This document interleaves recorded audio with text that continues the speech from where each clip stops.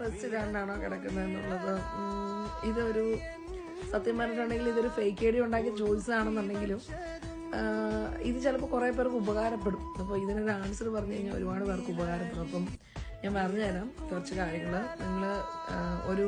നിങ്ങളുടെ ദാമ്പത്യ ജീവിതം ഭയങ്കര ഒരു എന്താ പറയുക, ഒരു തുറന്ന പുസ്തകമായിട്ട് നിങ്ങൾക്ക് ആസ്വദിക്കാനാണ് ഇഷ്ടമെങ്കിൽ നിങ്ങൾ ഒരു കാരണവശാലും കല്യാണം കഴിഞ്ഞ് കഴിഞ്ഞാൽ ഒരിക്കലും നിങ്ങൾ പാർട്ട്നേഴ്സ് ഒരിക്കലും ഡ്രസ് ഇടാൻ പാടില്ല. പ്രത്യേകിച്ച് ബെഡിൽ ഒരിക്കലും നിങ്ങളത് ചെയ്യാൻ പാടില്ല.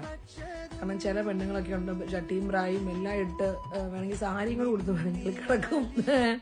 അപ്പം അങ്ങനെ എല്ലാം മൂടി പൊതച്ചിട്ടല്ല നമ്മൾ കിടക്കേണ്ടത്. ഓക്കെ.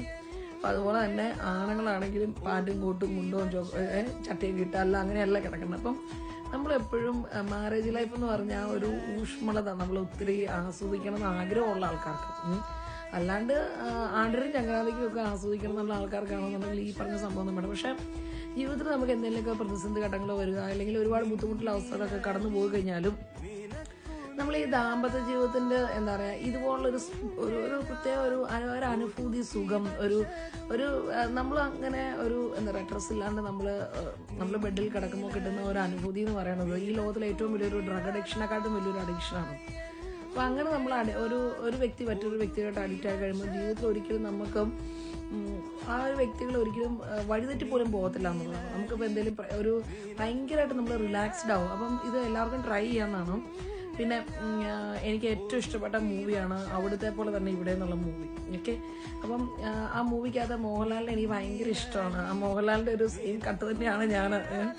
അപ്പം എനിക്കത് ഭയങ്കര ഇഷ്ടമുള്ളൊരു മൂവിയും കാര്യങ്ങളൊക്കെയാണ്. അപ്പം കണ്ടിട്ടില്ലാത്തവരത് കാണണം. അപ്പം നമ്മളെപ്പോഴും എന്താണെന്ന് വെച്ചിട്ടുണ്ടെങ്കിൽ നമ്മുടെയൊക്കെ ലൈഫിൽ നിങ്ങൾ ഈ ഒത്തിരി പേര് കല്യാണം കഴിക്കുന്നവരും അല്ലെങ്കിൽ കല്യാണം കഴിച്ച് കഴിഞ്ഞാൽ കുറേ പേർക്ക് മൂടില്ല തേങ്ങയില്ല അങ്ങനെ. അപ്പം നിങ്ങൾ ഈ അനാവശ്യമായിട്ടുള്ള സൈറ്റുകളിൽ കയറി അനാവശ്യമായിട്ടുള്ള വൃത്തികേടുകളൊക്കെ കണ്ടു കഴിഞ്ഞിട്ടുണ്ടെങ്കിൽ ആർക്കും ഒരു മൂടും ഉണ്ടാകത്തില്ല. പിന്നെ അതുപോലത്തെ സാധനങ്ങൾ കണ്ടാലും നിങ്ങൾക്ക് മൂടാം. അപ്പം നിങ്ങളെപ്പോഴും നിങ്ങളുടെ മാരേജ് ലൈഫ് നിങ്ങൾ ഡിസൈൻ ചെയ്യണം. അപ്പം ഞാൻ എങ്ങനെയാണോ ഡിസൈൻ ചെയ്തത് അതുപോലെയാണ് എൻ്റെ മാരേജ് ലൈഫ് പൊയ്ക്കൊണ്ടിരിക്കുന്നത്. ഓക്കെ. അതിൻ്റെ ഒരു സന്തോഷം, അതിൻ്റെ ഒരു ഊഷ്മളത എന്നൊക്കെ പറയുന്നത് ഞാൻ ഒരിക്കലും വീഡിയോസിൽ കൊണ്ട് അധികം പ്രദർശിപ്പിച്ച് കാണിക്കാറില്ല. അത് വേറെ ഒന്നുകൊണ്ടല്ല, അതിലോട്ട് ഒരു ഈവിളായി വരണ്ടാണല്ലോ എന്ന് വിചാരിച്ചിട്ടാണ് ഞാൻ പല കാര്യങ്ങളും കാണിക്കാണ്ടിരിക്കുന്നത്. ഓക്കെ.